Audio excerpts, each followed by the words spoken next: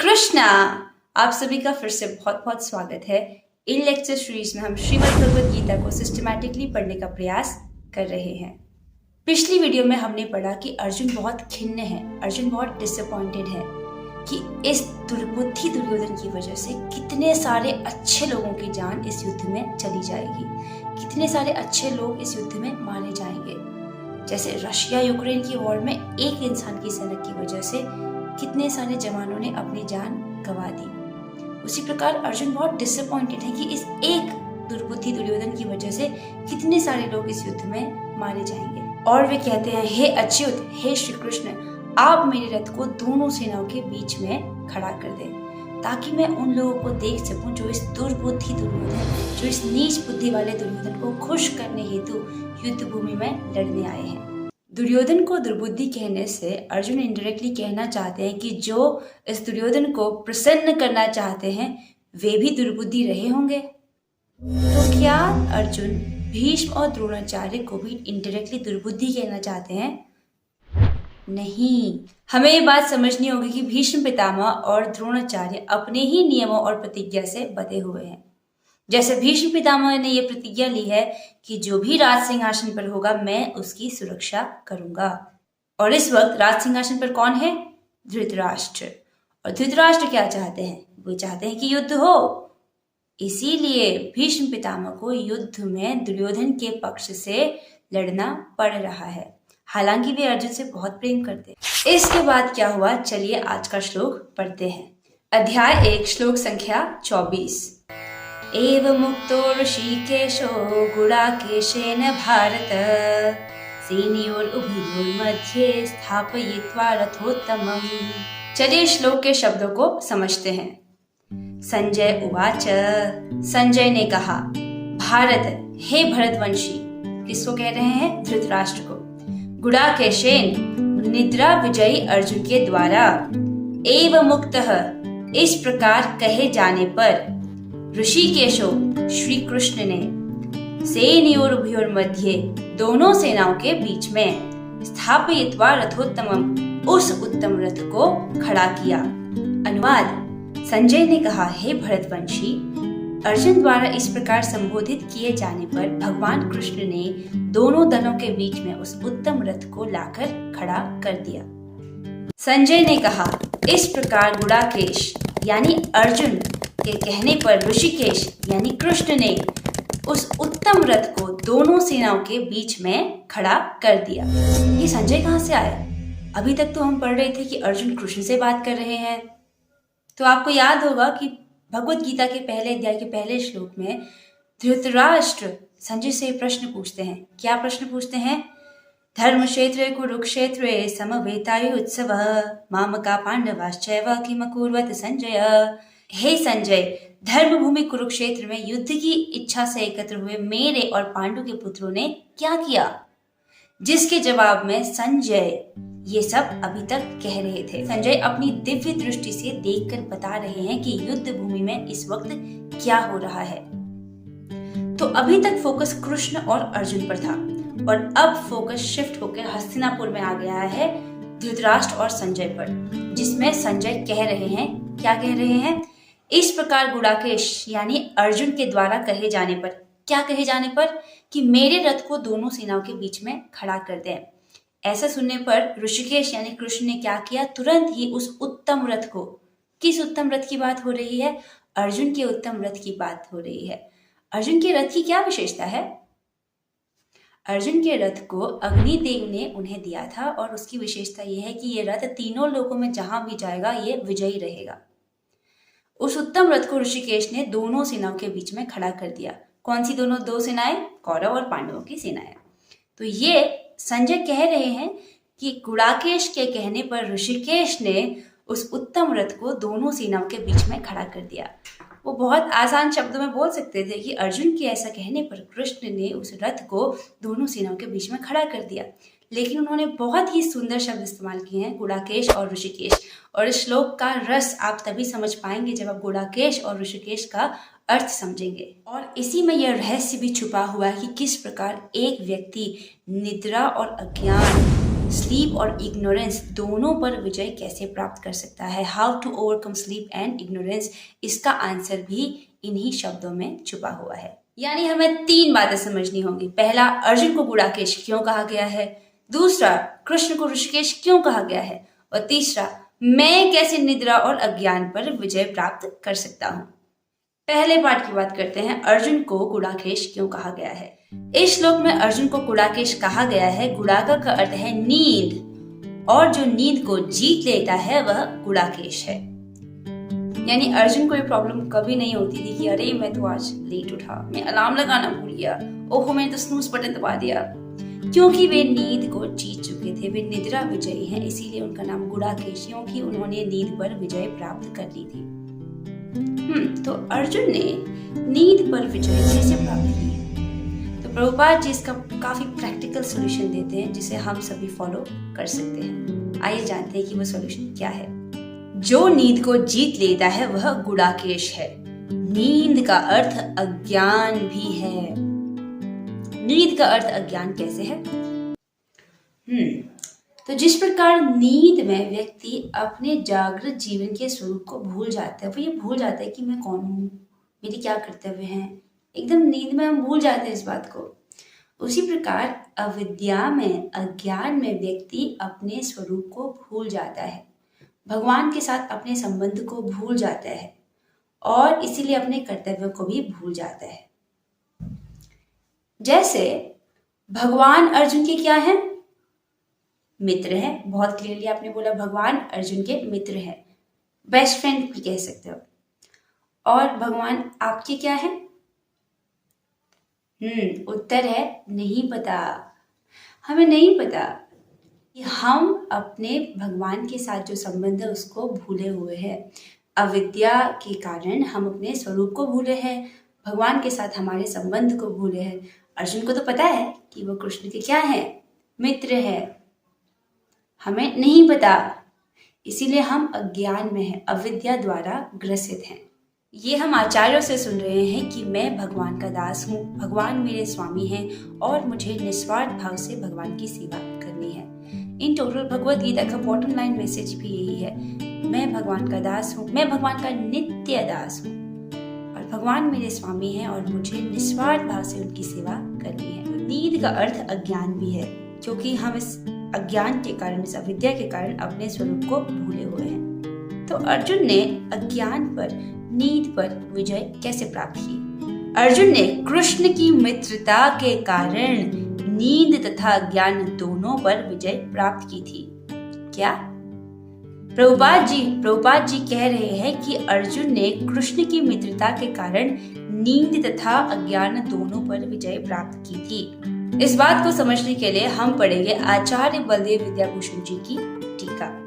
भगवद गीता को पढ़ने में जल्दीबाजी नहीं करनी चाहिए, क्योंकि थ्योरी के पीछे नहीं जाना है। यदि एक बात भी आपको समझ आ गई तो आपका पूरा जीवन परिवर्तित हो जाएगा। इसीलिए हम अभी आचार्य बलदेव विद्याभूषण जी की टीका से पढ़ेंगे। यदि आपके पास भगवद गीता यथारूप है तो आप देखेंगे कि पहले पेज पर प्रभुपाद जी समर्पण करते हैं। वो भगवद गीता एज को समर्पित करते हैं किनको? आचार्य बलदेव विद्याभूषण जी को। क्या आपने सोचा क्यों ऐसा वो क्यों करते हैं? वो अपने गुरु भक्ति सिद्धांत सरस्वती ठाकुर को क्यों नहीं करते? अपने गुरु महाराज को ना करके उन्होंने बलदेव विद्याभूषण जी को गीता समर्पित क्यों की है? ऐसा इसलिए है क्योंकि वो 80-90% बलदेव विद्याभूषण जी की टीका को ही ट्रांसलेट करते हैं। और इसीलिए हम जब हम बलदेव विद्याभूषण जी की टीका को पढ़ते हैं तो हमें बहुत रस मिलता है। You can really enjoy Gita. और फिर प्रभुपाद जी के ट्रांसलेशंस पढ़ते हैं तो ज्यादा अच्छे से समझ आता है कि प्रभुपाद जी ऐसा क्यों कह रहे थे। अर्जुन ने अपने सखा श्री कृष्ण के गुण और लावण्य की स्मृति के अभिनिवेश से निद्रा को जीत लिया था। आई नो थोड़ी टफ हिंदी है, एक एक शब्द करके हम इसे समझने का प्रयास करते हैं। जब आप इसे समझ जाएंगे ना, it is very interesting. Arjun ने अपने सखा श्री कृष्ण के गुण यानी कृष्ण बलवान है। ये तो आप जानते ही हैं कि Krishna all time weight lifting champion है। नहीं पता? कृष्ण गोवर्धन को अपने बाएं हाथ की छोटी सी उंगली में खड़ा कर लेते हैं, उठा लेते हैं, और वो भी कितने मिनट तक? 5-10 मिनट के लिए नहीं, पूरे 7 दिन तक। तो है ना all time world weight lifting champion. और वे नित्य युवा है। महाभारत के युद्ध के समय कृष्ण की आयु कितनी थी? 100 वर्ष से भी अधिक। लेकिन आप यहाँ पर देख सकते हैं कि वे एकदम युवा दिख रहे हैं, नित्य युवा, हमेशा यंग रहने वाले। अद्भुत भाषाविद, ये तो हम देख ही सकते हैं कि पूरे वेदों और उपनिषदों का सार 45 मिनट्स में, 45 मिनट में गीता के रूप में 700 श्लोकों के रूप में उन्होंने अर्जुन को बता दिया था। मधुर भाषी, कृष्ण बहुत मीठा बोलते हैं। क्षमावान, जो इंद्र कृष्ण के परिवार को, कृष्ण के गांव वालों को और कृष्ण के वृंदावन को अपनी पूरी शक्ति लगाकर पूरी तरह नष्ट करने की कोशिश करता है, कृष्ण उस इंद्र को भी क्षमा कर देते हैं। तो हम देखते हैं कि कृष्ण क्षमावान हैं, वो फॉरगिव कर देते हैं। धैर्यवान, कृष्ण धैर्यवान तो हैं ही। ये देखेंगे आप पहले अध्याय में कृष्ण बहुत धैर्य से अर्जुन की प्रॉब्लम को सुनते हैं और वही आपको भी करना है। बहुत धैर्य से पहला चैप्टर सुनना है, तभी आपको आगे भी समझ आएगा। जब तक आप अर्जुन की प्रॉब्लम को रिलेट नहीं कर पाएंगे, उसके शूज में खड़ा होकर नहीं समझ पाएंगे, आगे के अध्याय में आपको मजा नहीं आएगा। आपको कैसे समझ आएगा कि किस प्रश्न का उत्तर भगवान कैसे दे रहे हैं।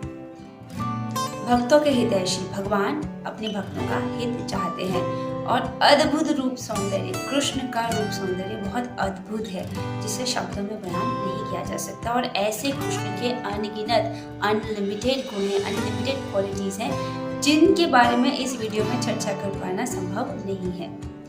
अर्जुन ने अपने सखा श्री कृष्ण के गुण और लावण्य की स्मृति के अभिनिवेश से निद्रा को जीत लिया। अर्जुन ने अपने सखा श्री कृष्ण के गुण, यहाँ तक आप समझ गए, गुण मतलब क्या? उनकी बहुत सारी अनलिमिटेड क्वालिटीज और लावण्य की स्मृति। अब ये लावण्य क्या होता है? लावण्य का अर्थ होता है सौंदर्य, ब्यूटी और ग्रेस की स्मृति। और स्मृति यानी स्मरण करना, याद करना।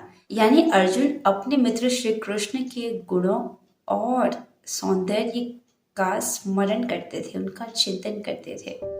अब imagine a friend who is infinitely sweet, my dear devotees, a friend who is infinitely sweet, infinitely beautiful, having infinitely beautiful qualities. अब अपने बेस्ट फ्रेंड से तो सब प्रेम करते हैं, अब अर्जुन की तो बेस्ट फ्रेंड ही है कृष्ण, तो वो उनका चिंतन करते हैं, उनका स्मरण करते हैं। अर्जुन ने अपने सखा श्री कृष्ण के गुण और लावण्य की स्मृति के अभिनिवेश से निद्रा को जीत लिया था। अभिनिवेश अर्थात एब्जॉर्प्शन। वो इतना स्मरण और इतना चिंतन करते थे कृष्ण का कि उसमें एब्जॉर्ब हो गए थे। अब इस बात को प्रभुपाद जी बड़े आसान शब्दों में बताते हैं कि कैसे ऐसा करते थे। कृष्ण के भक्त के रूप में वह कृष्ण को क्षण भर भी नहीं भूल पाया, क्योंकि भक्त का स्वभाव ही ऐसा होता है। यहाँ तक कि चलते अथवा सोते हुए भी कृष्ण के नाम, रूप, गुणों तथा लीलाओं के चिंतन से भक्त कभी मुक्त नहीं रह सकता। अर्जुन की भगवत गीता को समझने की क्या क्वालिफिकेशन है? कि वे भगवान के मित्र हैं और भगवान के भक्त हैं। तो यहाँ पर प्रभुपाद जी बताते हैं क्योंकि भक्त का स्वभाव होता है कि वह अपने भगवान का निरंतर स्मरण करे, निरंतर चिंतन करे, उनके नाम, रूप, गुण और लीलाओं का चिंतन निरंतर करता रहता है। ये भक्त का स्वभाव ही ऐसा है। तो ऐसा करते हुए, चलते हुए, सोते हुए, खाते हुए भी कभी भी वो कृष्ण को नहीं भूले। और मैं कैसे नींद और अज्ञान पर विजय प्राप्त कर सकता हूँ? इसका उत्तर प्रभुपाद जी अगली लाइन में देते हैं। अतः कृष्ण का भक्त उनका निरंतर चिंतन करते हुए नींद तथा ज्ञान दोनों को जीत सकता है। इसी को कृष्ण भावनामृत या समाधि कहते हैं। प्रभुपाद जी बड़े सिंपल वे में बताते हैं, solution is Krishna consciousness. Krishna consciousness क्या है? निरंतर भगवान श्री कृष्ण का चिंतन करना, और इसी को समाधि भी कहते हैं। यानी अर्जुन कृष्ण से प्रेम के कारण ऐसा कर पाए, कृष्ण के प्रति प्रीति के कारण ऐसा कर पाए। ऐसे नहीं कि मैं आज रात नहीं सोऊंगा, नहीं, ऐसे करके नहीं, प्रेम के कारण। So जब imagine a friend who is infinitely beautiful, infinitely sweet, having infinitely sweet qualities and who really loves you. Krishna is that friend. तो अर्जुन की तो बेस्ट फ्रेंड है कृष्णा। तो अर्जुन बड़े, और अपने बेस्ट फ्रेंड से कौन प्रेम नहीं करता। तो यहाँ तक कि द्वारिका की जो रानियाँ थी, कृष्ण की रानियाँ, उनको भी प्रॉब्लम थी कि ये अर्जुन अगर स्त्री होती तो अच्छा रहता। कृष्ण उनसे शादी करके उन्हें द्वारिका में रखते, ये ठीक था, वरना ये उनसे मिलने बार बार हस्तिनापुर चले जाते हैं। हस्तिनापुर कहाँ है? करंट दिल्ली। तो अर्जुन कृष्ण के चिंतन में और एज अ भक्त भी कृष्ण के चिंतन में वो हमेशा लगे रहते थे, जो कि भक्त का स्वभाव है। और इसी के द्वारा माया को जीता जा सकता है। ये नींद और ये अज्ञान तमोगुण है, और तमोगुण माया का एक छोटा सा अंश है, और जिसको भगवान का चिंतन, जो कि दिव्य है, ट्रांसेंडेंटल है, उसके द्वारा जीता जा सकता है। क्योंकि भगवान का चिंतन से अविद्या नष्ट हो जाती है, और अविद्या नष्ट हो जाती है तो माया का आप पर असर होगा ही नहीं। तो कृष्ण कॉन्शियसनेस में वो इतने एब्जॉर्ब हो गए कि निद्रा और अज्ञान दोनों से ऊपर उठ गए। तो हमने समझा कि अर्जुन ने निद्रा और अज्ञान पर विजय कैसे प्राप्त की, और हम कैसे कर सकते हैं। हम कैसे कर सकते हैं? Krishna consciousness is the solution, right. और आप समझ चुके हैं कैसे इसका साइंस क्या है। अब आते हैं कि कृष्ण को ऋषिकेश कहकर क्यों संबोधित किया गया है। यदि आपने हमारे डिस्कशंस के अध्याय 1 श्लोक संख्या 14 को नहीं सुना तो आपने बहुत बड़ी चीज मिस कर दी है। यही तो मेन बात है। यदि आपको ये एक बात समझ आ गई कि कृष्ण ऋषिकेश है और मैं इस बात को अपने जीवन में कैसे उतारूं, यू आर डन। ये एक चाबी आपको समझ आ गई, आपने पकड़ ली, तो आपका लाइफ पूरा बदल जाएगा। तो ऋषिकेश का अर्थ होता है इंद्रियों के स्वामी। हालांकि हम डिस्कशन कर चुके हैं, पर मेरा मन नहीं मान रहा है, मैं ये आपको फिर से बताती हूँ। तो ऋषि का अर्थ होता है इंद्रिय, और ईश का मतलब होता है स्वामी। ऋषिकेश अर्थात इंद्रियों के स्वामी। वे कौन है? भगवान श्री कृष्ण। इंद्रियों के स्वामी का अर्थात वे सभी की इंद्रियों को कंट्रोल करते हैं। Get the point? सभी की इंद्रियां, यानी आपकी इंद्रियां को भी। क्योंकि अंश रूप में जीवात्माएं भगवान, जैसे जीवात्मा भगवान का अंश है, राइट। आत्मा भगवान का अंश है, तो उस जीवात्मा की इंद्रियां भी भगवान की इंद्रियों के अंश है। थोड़ा टेक्निकल हो गया। इसका मतलब है कि भगवान डायरेक्टली कंट्रोल करते हैं सबकी सेंसेस को। फिर हमने एक क्वेश्चन डिस्कस किया था कि क्या भगवान सभी की इंद्रियों को बराबर रूप से कंट्रोल करते हैं? अगर भगवान सबकी इंद्रियों को बराबर रूप से कंट्रोल करते तो क्या होता? इमेजिन कीजिए, सभी की इंद्रियों को, इस समाज में सबकी इंद्रियों को भगवान डायरेक्टली कंट्रोल कर रहे हैं बराबर रूप से, तो क्या होता? तो समाज में कोई बुराई नहीं होती नहीं होती, क्योंकि भगवान कंट्रोल कर रहे हैं। सब लोग बेस्ट बिहेवियर में सेट होते हैं। Everybody is behaving best. आपके घर में सब लोग आपको बड़ा प्रेम करते हैं, सब बड़ा सम्मान देते। क्यों? क्योंकि सब भगवान सबको बराबर रूप से कंट्रोल कर रहे हैं, और आपको किसी से कोई परेशानी नहीं होती। सब लोग बड़े सुख से रहते। लेकिन ऐसा नहीं होता। अपने अनुभव से हम देखते हैं कि सबका व्यवहार बेस्ट तो नहीं होता। काफी गलतियां होती हैं, बहुत खराब बिहेवियर वाले भी लोग होते हैं। यानी अपने ऑब्जर्वेशन से हमें समझ आता है कि भगवान सबकी इंद्रियों को बराबर तो कंट्रोल नहीं करते। लेकिन शास्त्र क्या कह रहा है कि भगवान सबकी इंद्रियों को डायरेक्टली कंट्रोल करते हैं। यानी कोई तो पॉइंट है जो हम मिस कर रहे हैं। तो पॉइंट क्वेश्चन ये है कि क्या भगवान सबकी इंद्रियों को बराबर कंट्रोल करते हैं? उत्तर है नहीं। अच्छा, तो किस बेसिस पर भगवान सबकी इंद्रियों को कंट्रोल करते हैं? तो कौन से बेसिस पर भगवान सबकी इंद्रियों को कंट्रोल करते हैं? वो है कि भगवान के प्रति शरणागति कितनी है। How much you are surrendered to God. On this basis he controls everybody senses. जो पूरी तरह से शरणागत है, जो पूर्ण रूप से भगवान के चरण कमलों में शरणागत है, यानी भगवान के विशुद्ध भक्त, भगवान उनकी सेंसेस को डायरेक्टली कंट्रोल करते हैं। भगवान अपने विशुद्ध भक्तों की इंद्रियों को डायरेक्टली कंट्रोल करते हैं। ये हमने अध्याय 1 श्लोक संख्या 14 में पढ़ा था। Quick revision for you. तो अर्जुन भगवान के विशुद्ध भक्त हैं, ठीक है, और इसीलिए भगवान उनकी सेंसेस को डायरेक्टली कंट्रोल करते हैं, उनको डायरेक्टली गाइड करते हैं। और जिसको भगवान गाइड कर रहे हैं वो कभी नहीं हार सकता। और इसीलिए भगवत गीता का अंतिम उपदेश क्या है? भगवान के चरणों में पूर्ण शरणागति। यानी भगवान हमसे सेंसेस कंट्रोल नहीं होंगे, हम आपकी शरण लेते हैं क्योंकि आप ऋषिकेश हैं, आप मेरे लिए बेस्ट जानते हैं, इसलिए आप मुझे कंट्रोल कीजिए। ये है शरणागति। क्योंकि भगवान बेस्ट जानते हैं, he is the most intelligent and he knows the best for you. जो आप नहीं समझ सकते वो भी भगवान आपके लिए समझ सकते हैं। इसीलिए भगवत गीता का अंतिम उपदेश क्या है? भगवान के चरण कमलों में शरणागति। तो ये हो गया ऋषिकेश का अर्थ।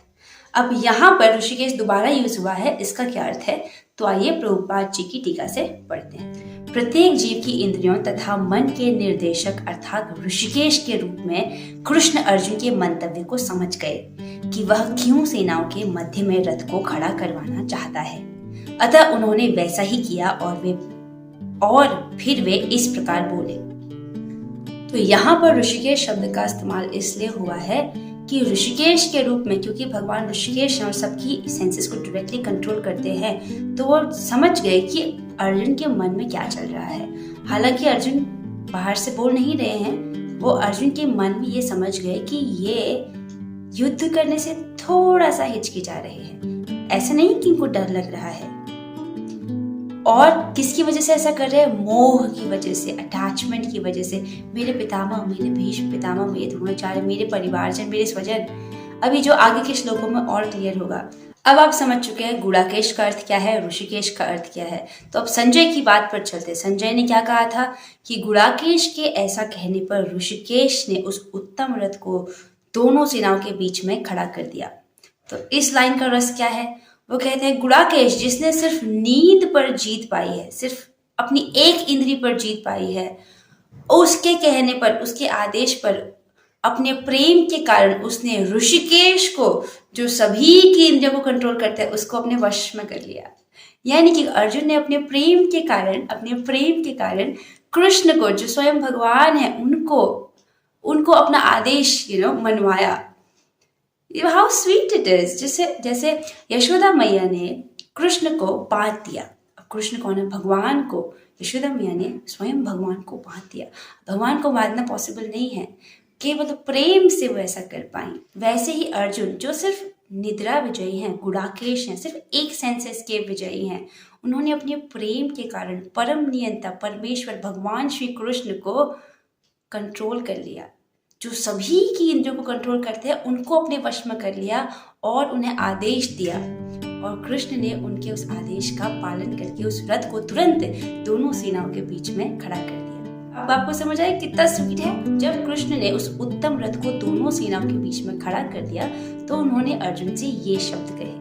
क्या शब्द कहे वो हम अगली वीडियो में जानेंगे। इसी के साथ हम आज की चर्चा को यहीं पर विराम देते हैं। आशा करते हैं एटलीस्ट आप एक चीज जरूर लेकर जा रहे हैं आज की वीडियो से। आपसे मिलेंगे अगली वीडियो में। श्रीमद् भगवद गीता की जय, श्रील प्रभुपाद की जय और गुरु श्री गुरु हरे कृष्णा।